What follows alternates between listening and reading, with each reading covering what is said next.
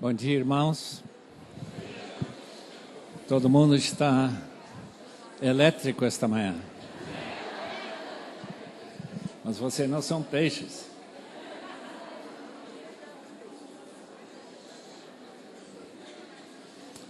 Alguém achou que eu queria parecer bonito hoje? Eu quero terminar bem. Importa muito mais terminar bem do que começar bem. Vocês trabalham com pessoas que estão começando na vida. Mas os alicerces e as convicções que essas crianças vão ganhar da palavra podem acompanhá-lo até o fim, para que eles morram de gravata. Também o fim desse congresso. E muitos de vocês eu nunca verei mais até o céu. Portanto, eu queria terminar bem. Vamos abrir a Bíblia em Colossenses, capítulo 1. Colossenses, capítulo 1. Carta escrita para os irmãos Filemon, Áfia, Arquipo, Onésimo e quantos outros não sabemos. Capítulo 1 e versículo 21, novamente.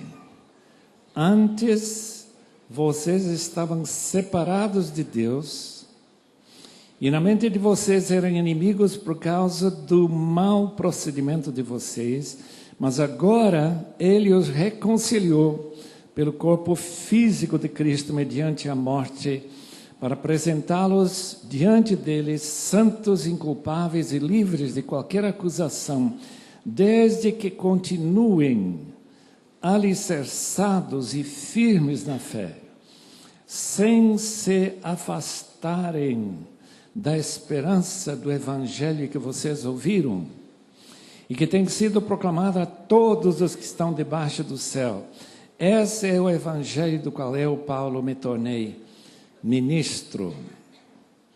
Agora me alegro em meus sofrimentos por vocês e completo no meu corpo o que resta das aflições de Cristo em favor do seu corpo, que é a igreja. Dela me tornei ministro de acordo com a responsabilidade por Deus a mim atribuída, de apresentar-lhes plenamente a palavra de Deus, o mistério que estava oculto durante épocas e gerações, mas que agora foi manifestado a todos os seus santos. A ele quis Deus dar a conhecer entre os gentios a gloriosa riqueza deste mistério, que é Cristo em vocês, a esperança da glória. Nós o proclamamos, advertindo e ensinando a cada um com toda a sabedoria, para que apresentemos todo homem perfeito em Cristo. Por isso eu me esforço, lutando conforme a sua força, que atua poderosamente em mim. Quero que vocês saibam quanto estou lutando por vocês, pelos que estão em Laodiceia, por todos os que ainda não me conhecem pessoalmente. Esforço-me para que eles sejam fortalecidos em seu coração, estejam unidos em amor e alcancem toda a riqueza do pleno entendimento, a fim de conhecer plenamente o mistério de Deus, a saber, Cristo. Nele estão escondidos todos os tesouros da sabedoria e do conhecimento. Eu lhes digo isso para que ninguém os engane com argumentos que só parecem convincentes. Porque embora esteja fisicamente longe de vocês, em espírito estou presente. Me alegro em ver como estão vivendo em ordem e como está firme a fé que vocês têm em Cristo. Portanto, assim como vocês receberam Cristo Jesus, o Senhor, continuem a viver nele. enraizados e edificados nele, firmados na fé, como foram ensinados, transbordando de gratidão. Podemos curvar as cabeças e aproximarmos do mesmo Senhor que Paulo agradecia. Essa é uma das maravilhas do Evangelho, que nós podemos falar com o mesmo Deus com que Paulo falava. Podemos orar, podemos fazer os mesmos pedidos e podemos interpretar o ministério que Deus nos deu, tão importante nesse texto, tal como Paulo interpretava o seu ministério. Vamos orar pedindo, todos pedindo, claro, para que Deus não somente esteja entre nós, porque Ele está aqui, onde 2 ou 3 ou mais estão reunidos em seu nome, Ele promete estar no meio, mas para que a sua presença no meio de nós nesta manhã possa fazer com que verdades de sua palavra se tornem básico em nossa cosmovisão, como nós ouvimos ontem, para que cheguemos a interpretar as decisões que temos que tomar, como gastamos dinheiro, como nós namoramos, como nós criamos filhos, tudo do ponto de vista de Deus e não apenas do ponto de vista dos psicólogos e dos sábios deste mundo. Podemos orar assim? Senhor amado, estamos aqui diante de Ti, numa dependência total e absoluta, porque nossa capacidade, Senhor, diante das importantíssimas verdades que estão na Tua palavra, é uma dependência que realmente nos humilha até o chão. Nós não temos essa habilidade, Senhor, que gostaríamos de ter, e fazer com que Tua palavra se torne viva e eficaz para mudar maneiras de pensar, atitudes, visões do mundo. Mas Tu podes. E por isso que estamos te rogando que nesta última oportunidade que eu estou tendo, que Tu sejas o Senhor deste texto, que nós tenhamos algo desse amor pelo Senhor que Paulo mostra nesse texto, e que nós possamos chegar bem no fim, tanto como aquelas crianças que a gente está discipulando. Muito obrigado, em nome do Senhor Jesus. Amém e amém. Após a Segunda Guerra Mundial, Helmut Thielicke, não o Paulo, não. E o nome não se escreve da mesma forma. Era pastor em Hamburgo, chegou na América e falou o seguinte: vocês aqui na América do Norte não têm uma teologia do sofrimento. Eu não sei se vocês têm ou não uma teologia do sofrimento. A maravilha é que tanto Jesus como Paulo tinham. E se nesta manhã nós pudéssemos captar o que quer dizer teologia do sofrimento, como o Deus de Romanos 8:28, aquele que faz todas as coisas boas e ruins se concordarem para o bem daqueles que o amam, aqueles que são chamados de acordo com seu propósito. Isso, meus irmãos, envolve, sem qualquer exceção, sofrimento. É verdade que alguns aqui vão sofrer mais, outros vão sofrer menos. Alguns, aparentemente, vão escapar sofrimento, porque vão ter vidas tão tranquilas, tão cheias daquela paz do Senhor, que a aparência, pelo menos de fora, é que você não tem nenhuma razão para derramar lágrimas, você não tem nenhuma razão para pedir que as coisas mudem para o melhor, porque você não está sofrendo. Não esqueçam que a palavra de Deus diz, em este versículo 24, eu me alegro nos meus sofrimentos. Tiago disse, capítulo 1, versículo 2, abracem as aflições e provações da sua vida como amigos, não como inimigos. Isso é complicado. Eu espero que ainda esta manhã nós possamos entender um pouquinho mais o tremendo valor que Deus dá ao sofrimento dos seus santos. Paulo declara nesse versículo algumas coisas que nós temos que captar bem claro em nossa mente, e sabemos que ele não queria dizer algumas coisas que ele rejeitaria com toda veemência.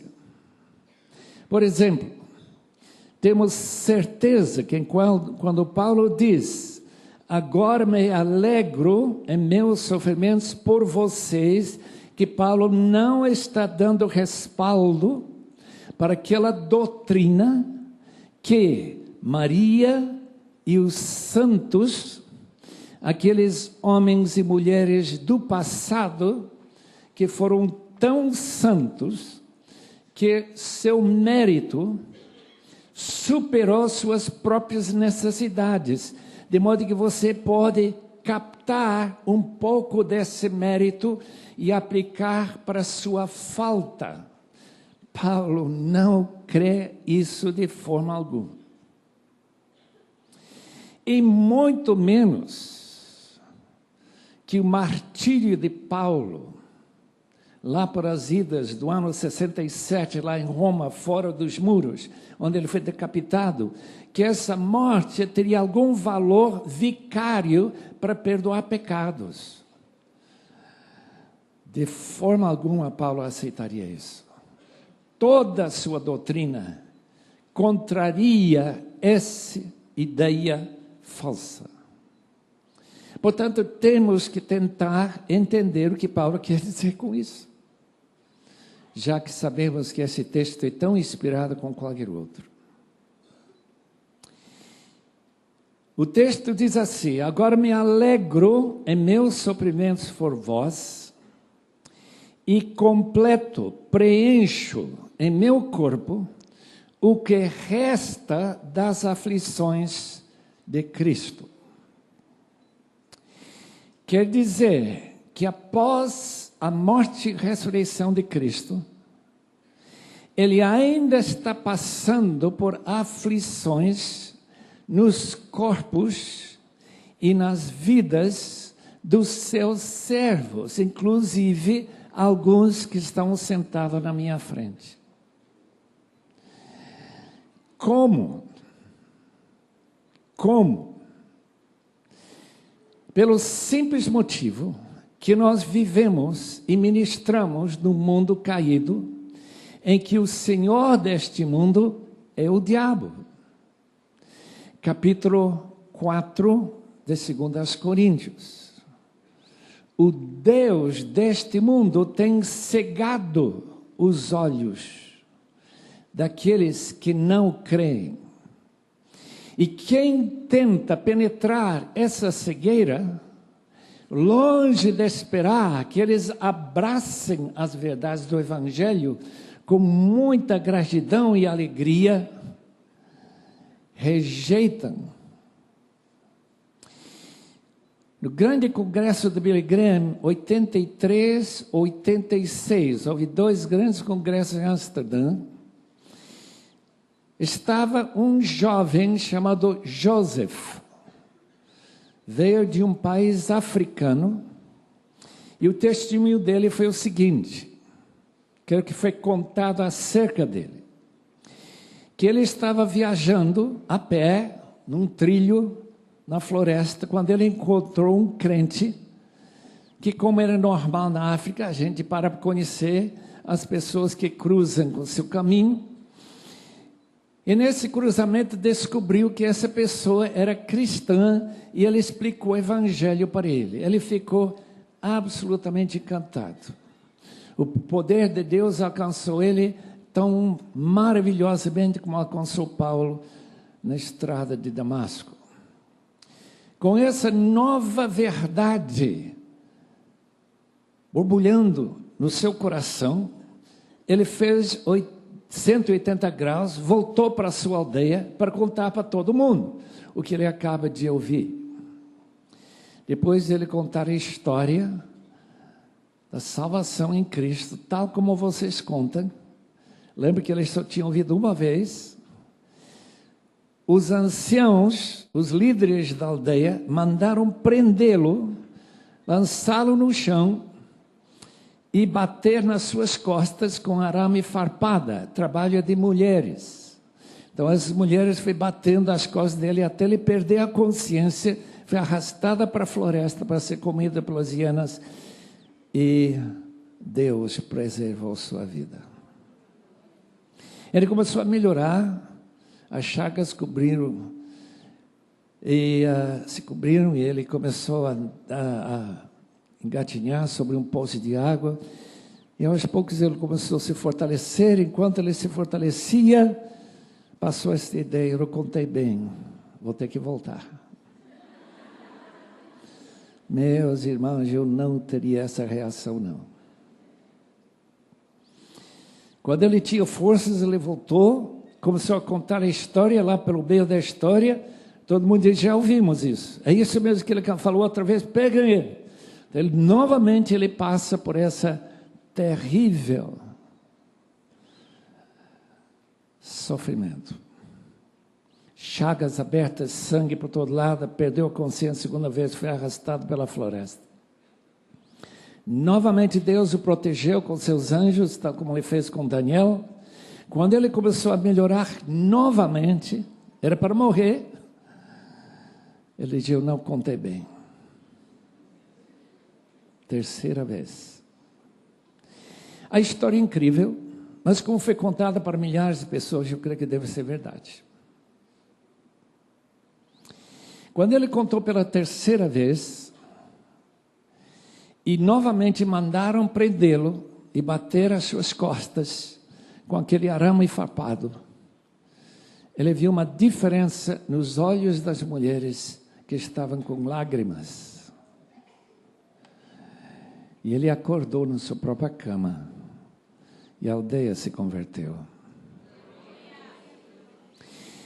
Eu pergunto com os amados irmãos, por que ele teve que sofrer? Resposta: para preencher o que falta das aflições de Cristo. As aflições de Cristo na cruz são redentoras, são resgatadoras, perdoam pecados, como nós vimos ontem. Mas sofrimento por Cristo, que está acontecendo em milhares de lugares neste mundo hoje, enquanto nós estamos gozando da vida mais gostosa que se pode imaginar aqui na Terra, um verdadeiro paraíso mundano. Eles estão em prisões, alguns estão sendo torturados, alguns estão sendo mortos em lugares que nós nunca ouvimos. Por que, Senhor?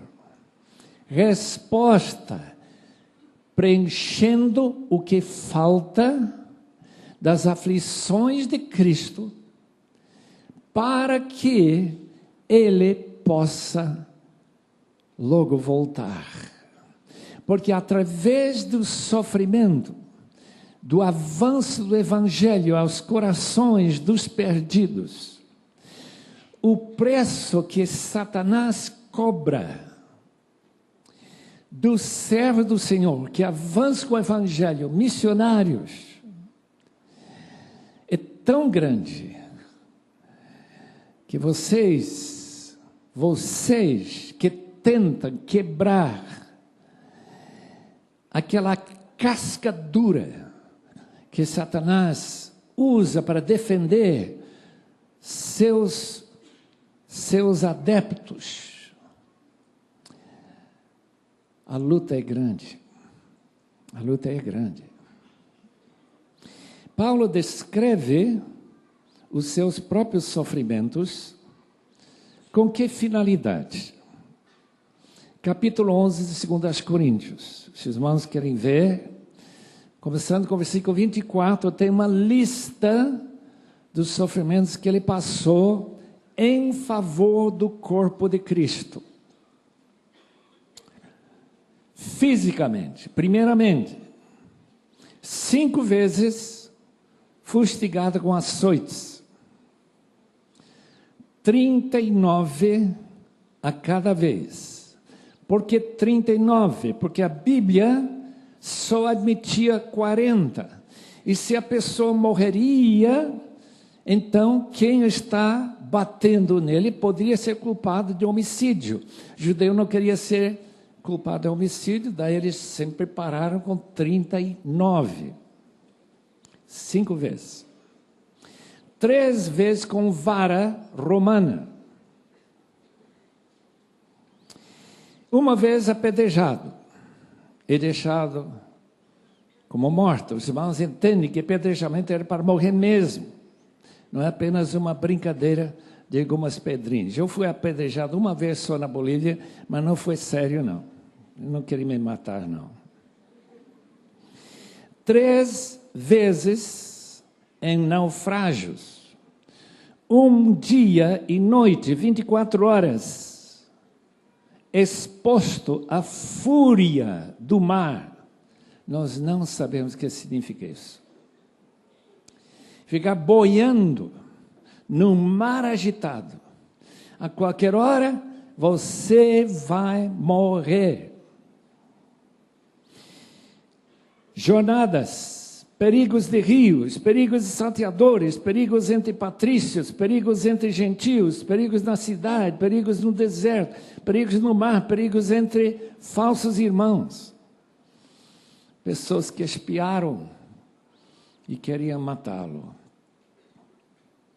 Não esqueçam, 40 pessoas, depois que ele escreveu esse texto, 40 homens juraram que eles não tomariam mais uma refeição, nenhuma comida até matar Paulo. Ele era odiado demais. Por quê? Por causa do seu testemunho. O diabo queria acabar com Paulo. Mas ele não só sofria desse jeito. Quando nós lemos mais para frente, 2 Coríntios, ele diz, em versículo 28, que ele sofreu mental, emocionalmente, por causa dos irmãos. E toda pessoa aqui que trabalha com pessoas no discipulado sofre por causa disso. Porque as pessoas mostram imaturidade. E se criança mostra imaturidade, é normal. E novos cristãos, mesmo adultos, mostram imaturidade. E isso cria estresse. Cria sofrimento emocional. Que coisa. E eu gostaria, meus irmãos, que vocês soubessem que todo o seu sofrimento em favor do corpo de Cristo, que não está completo ainda, esse texto fala de completar a palavra. Chegar até o fim do mundo, confins da terra, todas as tribos e povos e línguas e nações. E para isso, precisa se sofrer. E o interessante nesse texto é que alguns vão sofrer mais do que outros. Tem algumas pessoas que evangelizam crianças e sofrem pouco. E tem outros aqui, eu estive com algumas delas, que choram por causa das crianças. Sofrem mais. É que o Espírito Santo, Romanos 8, versículo 26 e 27, diz que nós não sabemos como orar. Somos todos criancinhas na oração. Mas o Espírito vem nos auxiliar na oração com gemidos inexprimíveis. Então, quando Paulo fala daqui um pouco, no fim do capítulo 1, versículo 29, quando ele fala de sua luta pelos colossenses, ele está falando do seu sofrimento espiritual que muitos aqui sofrem para levar pessoas a Cristo. E esta ideia, este conceito de Colossenses 1, de poder sofrer com alegria, é fundamental. Imagina uma pessoa que sofre com mágoa, com ressentimento, uma pessoa que fica sofrendo por aquilo que nós cantamos esta manhã, que Deus age como Ele quer. E Ele não salvou as pessoas que você está evangelizando. Isso cria em nós uma angústia. Por quê? Qual a minha deficiência? Não é necessariamente sua deficiência. É para que nós sejamos como Paulo, que além dos sofrimentos que ele passou, como apóstolo, ele sofreu com uma luta contra o mensageiro de Satanás, um espírito. Meus irmãos, eu não entendo. Um demônio que acompanhava Paulo, além do Espírito Santo, e criava sofrimento pelo apóstolo Paulo. Paulo chama de uma estaca na carne, não um espinho, não, espinho é pequenino, não, isso é uma estaca na carne. Paulo fica pendurado nessa estaca, para quê? Para que ele não se orgulhe e não fique com soberba. Deus odeia tanto a soberba, irmãos. Tanto que diz a palavra de Deus, Tiago 4, que ele se opõe aos soberbos. E se você tem soberba um pouquinho na sua vida, você vai ter problema em evangelizar criança. Sofrimento alegre. Por que alegre? Porque a palavra de Deus diz que sofrimento produz glória. Glória. Nós estamos vendo um povo aqui glorioso. São evangelizadores. Mas alguns têm mais glória do que outros.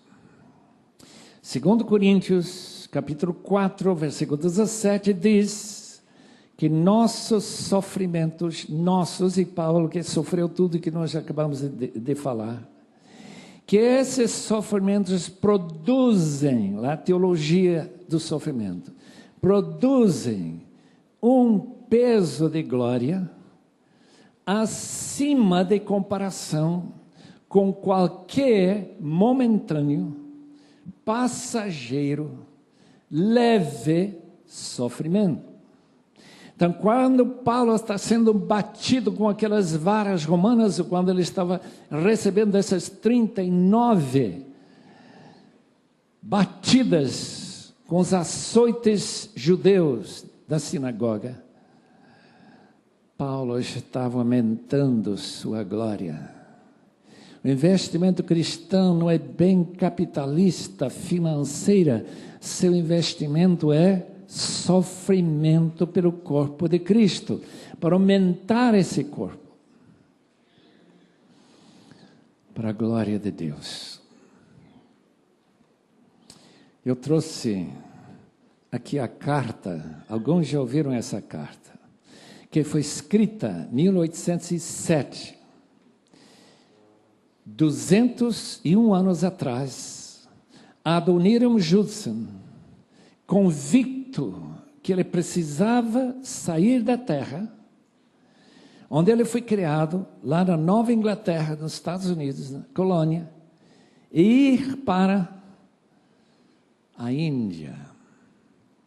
Só que não queria ir sozinho. Ele queria levar uma jovem chamada Anna Hasseltine. Naquela época a gente ganhava permissão para casar do pai da moça. Não ia pagar dote não, já ouvimos falar disso, mas isso não era a ideia lá. Ele escreveu a seguinte carta. Agora, imagina você receber uma carta como pai de uma moça querida como Ana. Tenho que agora pedir se o senhor poderia consentir que a sua filha se separe do senhor no mês de março que vem, para nunca vê-la mais neste mundo. Só para começar. Se o senhor poderia admitir que ela parta para longe, se subjugue aos vigores e sofrimentos de uma vida missionária. Poderia consentir que ela seja exposta aos perigos do mar, à influência fatal dos climas do sul da Índia, toda espécie de carência, pressão, degradação, insulto, perseguição, possivelmente uma morte violenta. Você consente? Consentiria com tudo isso por aquele que deixou seu lar celestial, morreu por ela e pelo Senhor também, e pelos que perecem, almas imortais, por causa da glória de Deus.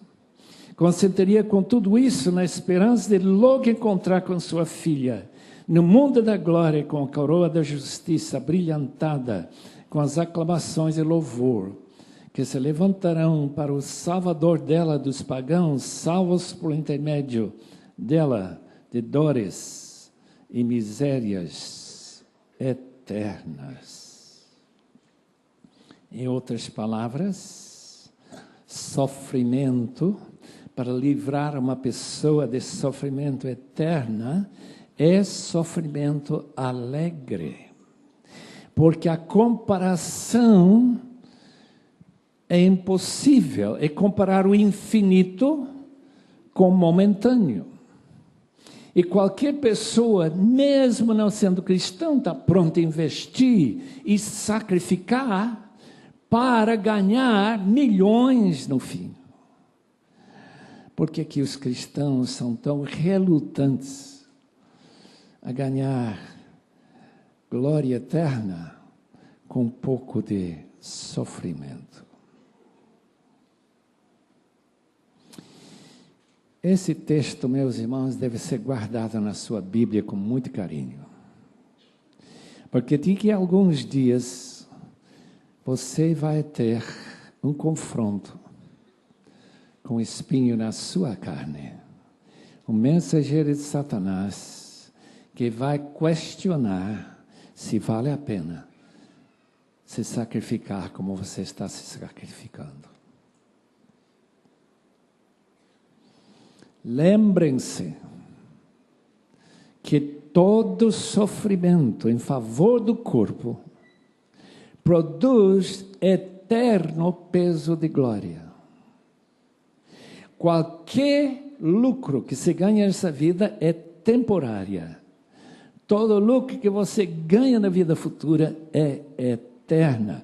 Isto é uma diferença que não dá para nunca desprezar. É incrível.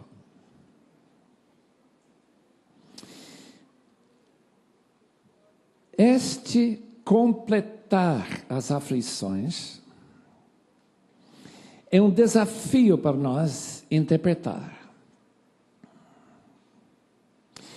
Quando nós lemos lá no 5º selo, capítulo 6 de Apocalipse, que aquelas almas martirizadas debaixo do altar estão clamando para vingança divina, porque eles sofreram como inocentes, acusados de todo o mal que eles não fizeram. Por que que o Senhor não vinga? Ele fala através do seu anjo: fiquem quietos, aguardem até seus conservos também derramem seu sangue, e assim completar as aflições de Cristo.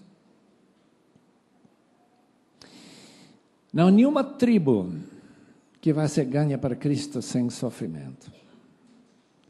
Não há nenhum povo lá em Uzbequistão, o Cazaquistão, o Afeganistão, tantos estamos lá no centro da Ásia.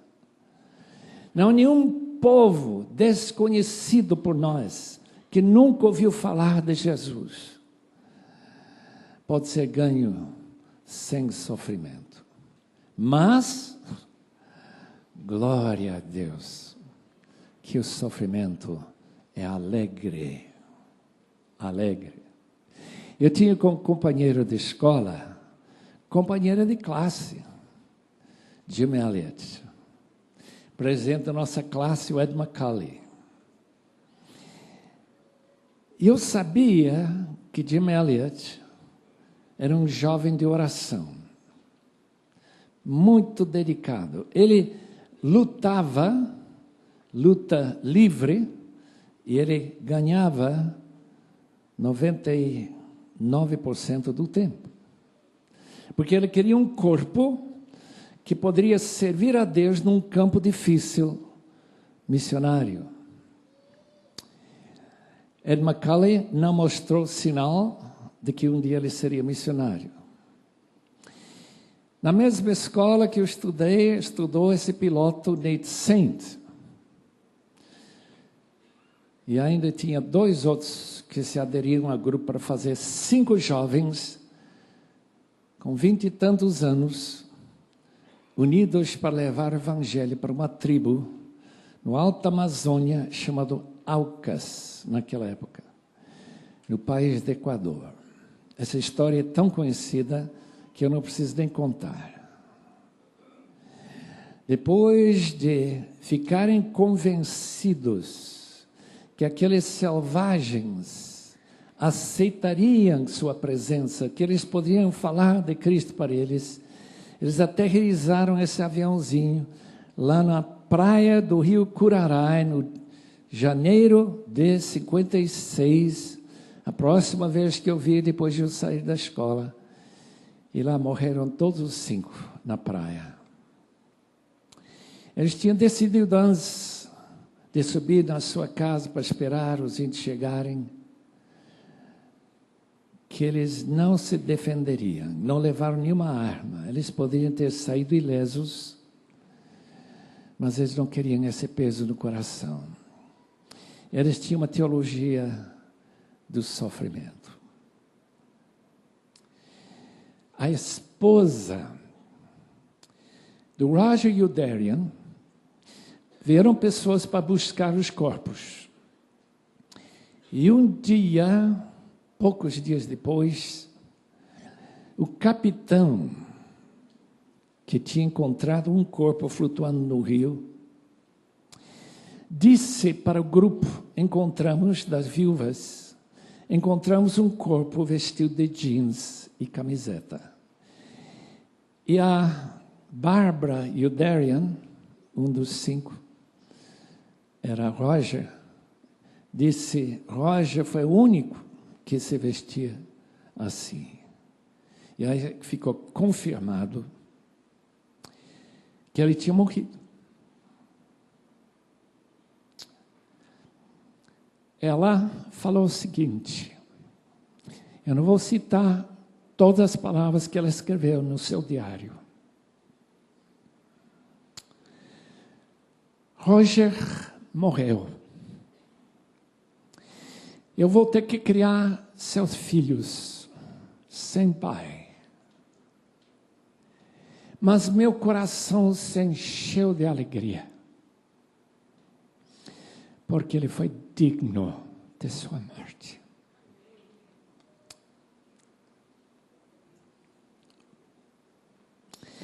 Irmãos,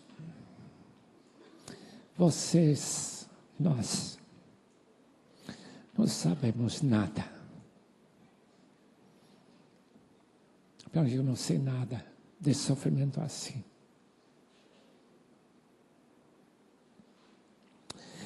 Olhem para o texto de novo, versículo 25. Dela, a igreja, me tornei ministro.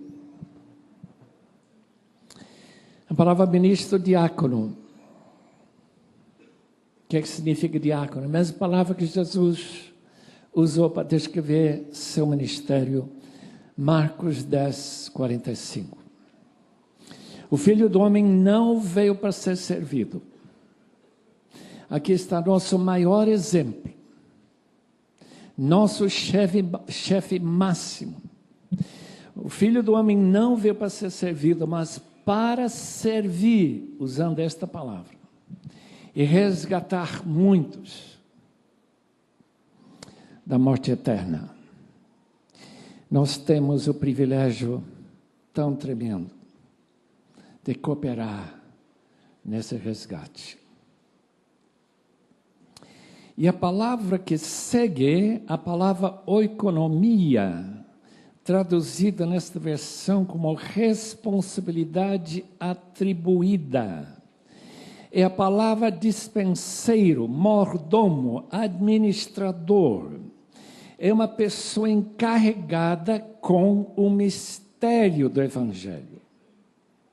As riquezas do Evangelho.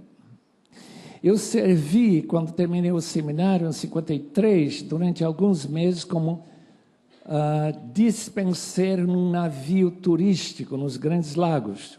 Eu sei o que significa carregar a chave em que se guardava toda essa comida da primeira qualidade que se produzia na América, para ser comida durante a semana que nós passamos lá nos Grandes Lagos. Então a gente ia para a despensa, tirava esses lagostas, tiramos perus, tiramos cortes das melhores de carne para serem servidos para aqueles 400 passageiros. Paulo diz que ele foi encarregado como dispenseiro do mistério do Evangelho. Mistério oculto, segurado na caixa forte da mente de Deus durante épocas. É uma palavra que se usa para a vida eterna no Novo Testamento, no plural. Épocas sem fim. E gerações. Gerações desde quando? Desde Abraão. Eu sou a 9ª geração do primeiro migrante da família, Daniel Shedd, que chegou em sul de Boston, naquela baía de Boston, 1630 e pouco. 9ª geração. Imagina quantas gerações desde Abraão, quando Abraão foi prometido que através dele as famílias todas da terra seriam abençoadas, todas elas. Quais são as famílias? O que nós chamamos hoje de etnias, culturas, povos, línguas, tribos, todos serão abençoados. E ainda não terminamos de levar esse mistério para essas tribos e povos. O mistério que foi oculto durante épocas e gerações, mas que agora foi manifestado a seus santos, a sua igreja. Vocês nem acham que é mistério, mas é mistério sim. Porque durante 2000 anos, a salvação era só de judeus.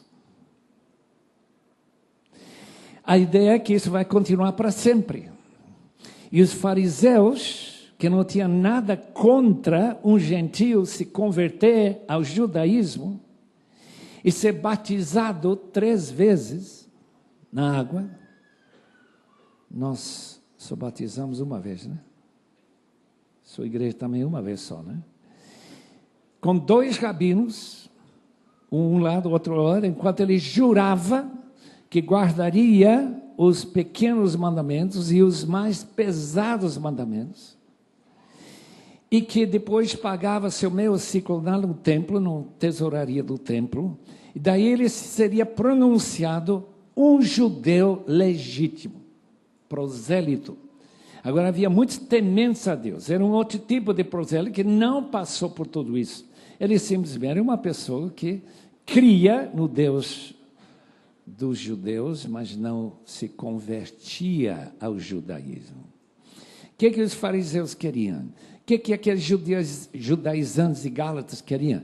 Queriam que todo mundo se convertesse ao judaísmo e que Cristo possa também ser incluído, como ele era o Messias judaico, que seriam então bons judeus completos em Cristo. Paulo diz, esse é um outro evangelho. Meu evangelho é um mistério, que uma vez que Cristo habita em vocês, vocês estão salvos sem se converter ao judaísmo e guardar todas aquelas regras da lei. Meus irmãos, que alívio para nós. Talvez nós temos aqui alguns adventistas do 7º dia.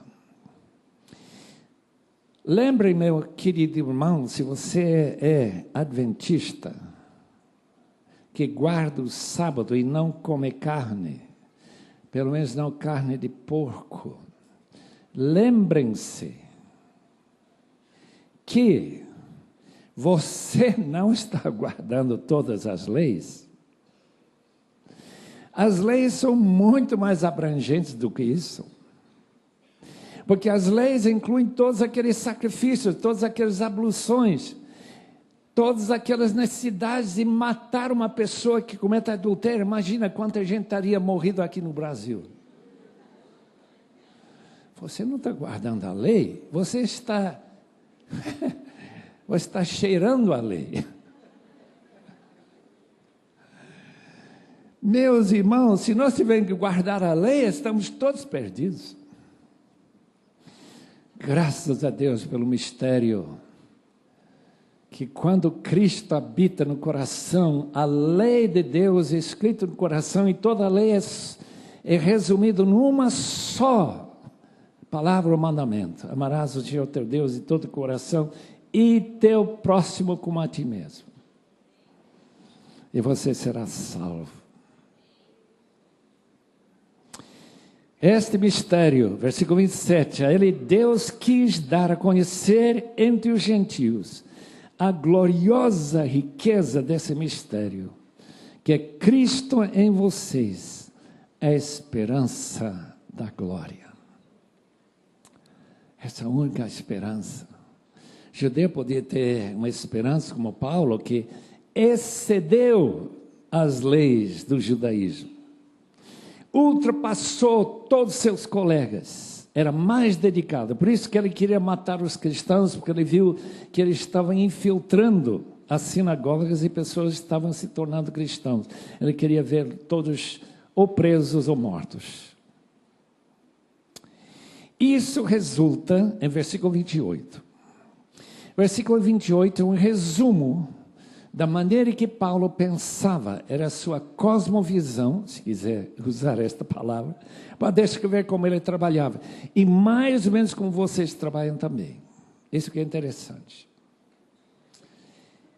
Nós, por causa desse mistério agora ser revelado, nós o proclamamos, isto é, anunciamos o Evangelho.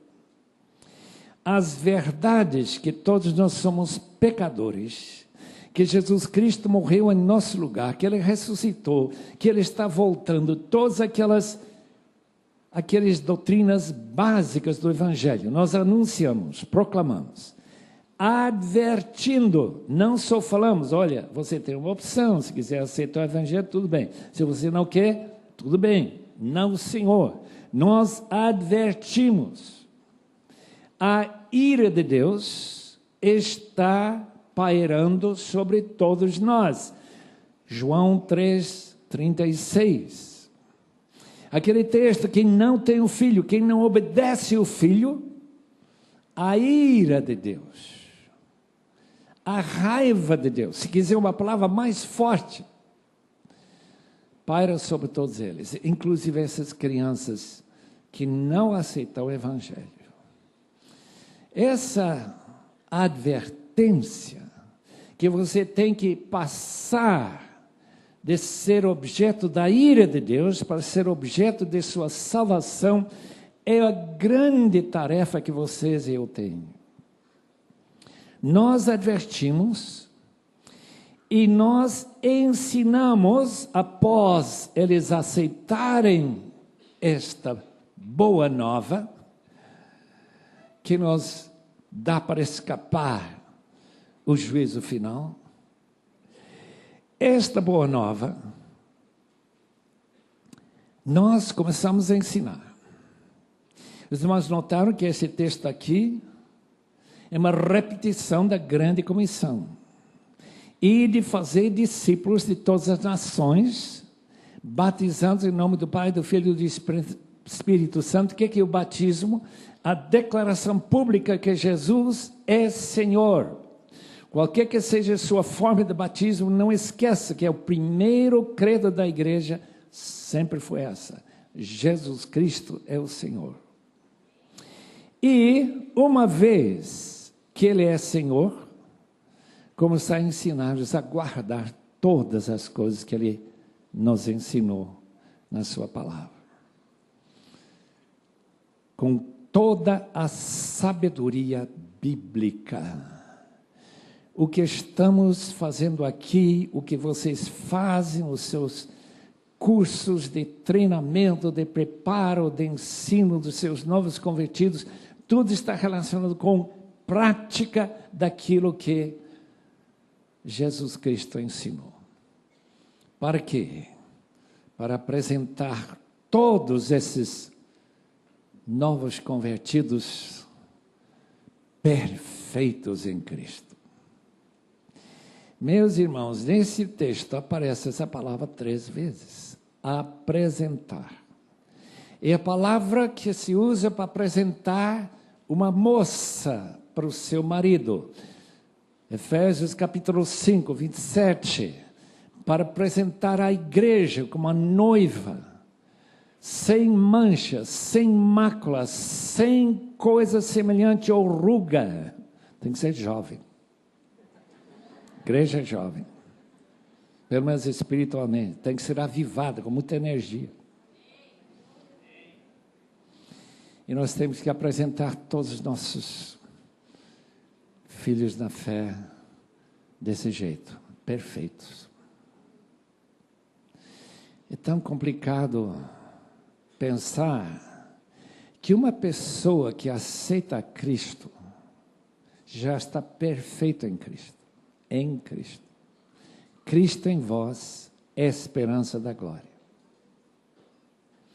Romanos 8. Aqueles que Ele preconheceu, esses Ele chamou. E aqueles que Ele chamou, Ele predestinou que sejam semelhantes, formados em imagem do seu Filho. E aqueles que Ele predestinou, Ele fez o quê? Justificou e glorificou. Então, essa criança que aceita Cristo, naquele mesmo dia, ele está pronto para ir para o céu. Mas, se Deus não o chamar, o resto da vida é ele tornar aquilo que ele já é. Se tornar perfeita na prática. Ele já é perfeito em Cristo. Ele tem uma justiça que não é dele, uma justiça perfeita de Deus. 2 Coríntios 5, 21.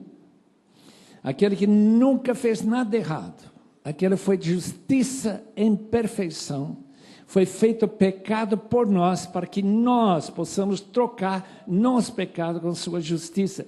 Queridos irmãos, isso é o Evangelho, esse é o grande mistério, esse é o tesouro que Paulo fala no capítulo 2, versículo 3. Maravilhoso tesouro em Cristo, de modo que todas essas ideias heréticas que os colossenses estavam começando a cogitar, não valem nada, porque todos os tesouros estão em Cristo. A perfeição está nele. Para essa finalidade, Paulo luta, agonizando. É a palavra grega usada aqui. Agonizando. Os Jogos Olímpicos estão para começar. Esta é a palavra que se usa em grego para alguém que se esforça para ganhar o Jogo Olímpico. Eu acho tão fascinante que nós temos esta palavra em nossa Bíblia. 2 vezes. Versículo 29.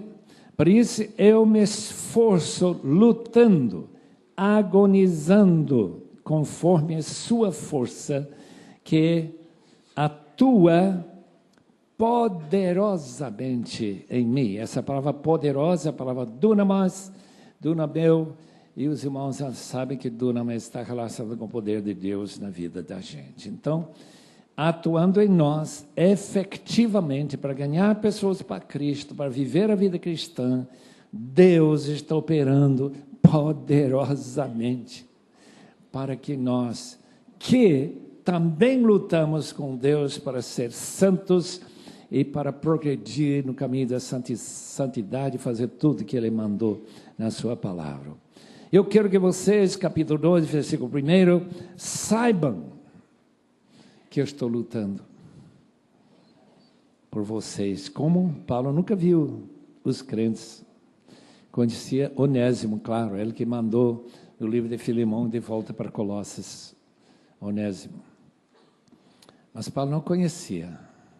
Nem os irmãos Laodiceia, nem os irmãos de Hierápolis, todos aqueles que estão naquele triângulo de igrejas, das cidades, no Vale do Lico. Eu estou lutando. De que maneira? Na oração. E voltamos para aquilo que é fundamental no seu ministério. Oração. Sem oração, nós não temos jeito de fazer nada. Em oração e com oração, a gente pode fazer tudo que Deus quer para a sua glória. Que nós saibamos como orar. Versículo 2, esforçam para que eles sejam, essas orações de Paulo são estas. Versículo 2, esforço para que eles sejam fortalecidos no seu coração. E o que quer dizer isso? Seu coração que tem convicções.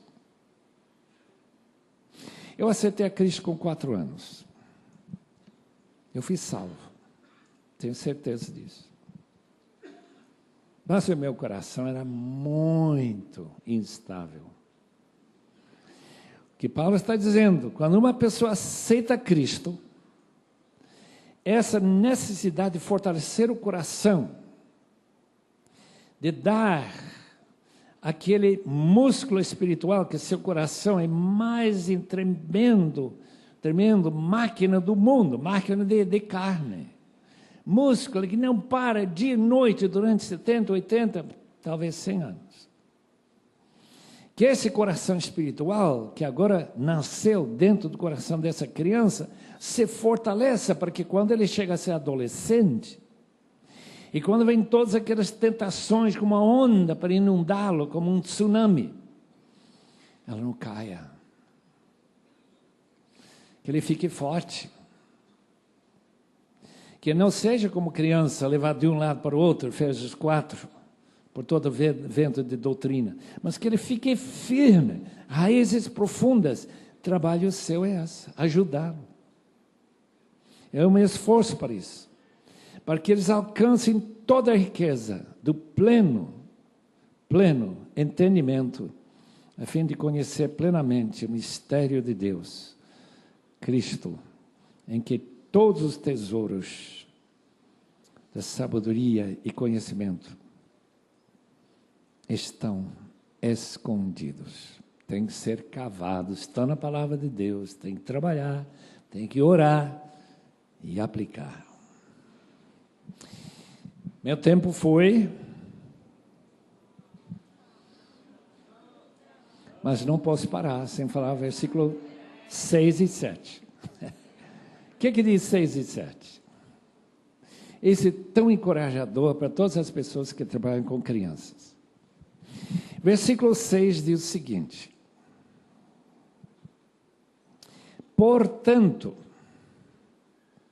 assim como vocês receberam Cristo Jesus, o Senhor, continuem a andar nele, viver nele.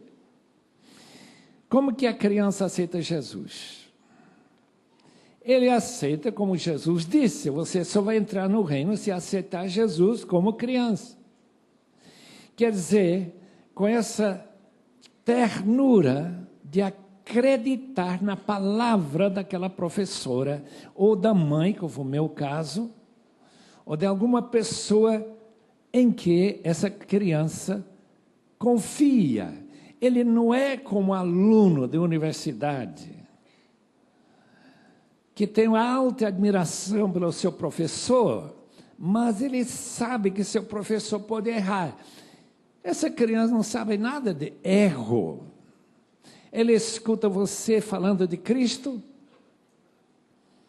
diz, deve ser verdade. Eu creio. Eu não tinha nenhuma razão para duvidar que aquilo que meus pais me ensinaram era verdade, especialmente minha mãe, que me levou a Cristo. Portanto, como aceitaram a Cristo como criança, continua firmando essa fé e afastar as dúvidas, porque as dúvidas chegarão. Chegarão na adolescência, chegarão nesse curso universitário, vão chegar durante a vida toda. Faça tudo para que as raízes sejam de uma árvore que qualquer tempestade não derruba. Andai nele. Enraizados, árvore, edificados, prédio, nele firmados na fé, como foram ensinados, transbordando de gratidão.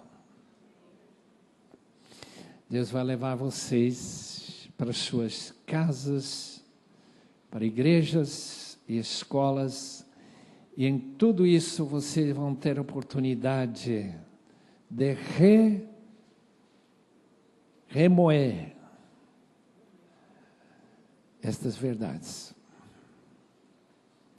E fazer o máximo, através da oração, de transmitir essas verdades. E quando você começa a ter coração pesado por causa daqueles que rejeitam sua mensagem, e as lágrimas começam a cair, como caíram com alguns de vocês orando comigo, não pensem que essas lágrimas e sofrimento em vão, porque sofrimento produz glória. Sofrem alegremente. Deus, obrigado, Pai Celeste, obrigado por esses dias que eu tive um privilégio tão grande de conversar com meus irmãos e amigos sobre a palavra.